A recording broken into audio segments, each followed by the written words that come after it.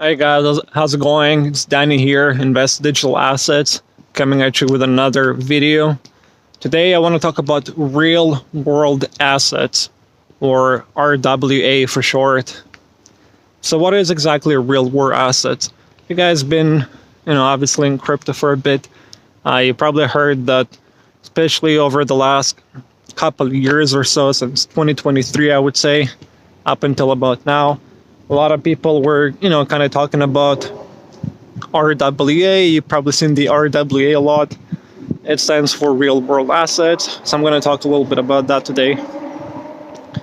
Now, why RWA and what's good about it? What's interesting about it? Why is it important? We'll do all of that. So, real world assets. Well, first of all, what is real world assets? Well, basically, think about a car. That's an asset. That's a physical asset, right? Think about a house, a business, a company, whatever it's going to be. Anything physical can be a world asset, right? Because it's real. Now, for example, let's take NFTs, right?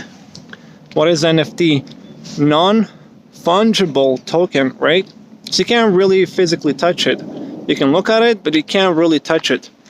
So RWA is the real physical stuff of the actual, whatever you want to get, right? Whether it's a house, whether it's a ring, whatever it is, right?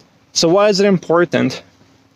Well, you guys are probably know that in crypto, you can buy gold with Bitcoin. You can buy homes depending on where you live, right? So the idea is that you can get more and more stuff with crypto, and then how can you really tie it into crypto? How can you turn, let's say you own a house and you want to put it on the market, how can you turn that into a real world asset and then, like an NFT, kind of put it on a blockchain and then sell it, right? Or have people bid for it. So real world assets is really tying everything physical, everything real, to the technology, right? So, like, can you see? Well, let's say cars. A lot of people like cars. Now, obviously, if you're in crypto, you like the Lambo, and everyone wants a Lambo.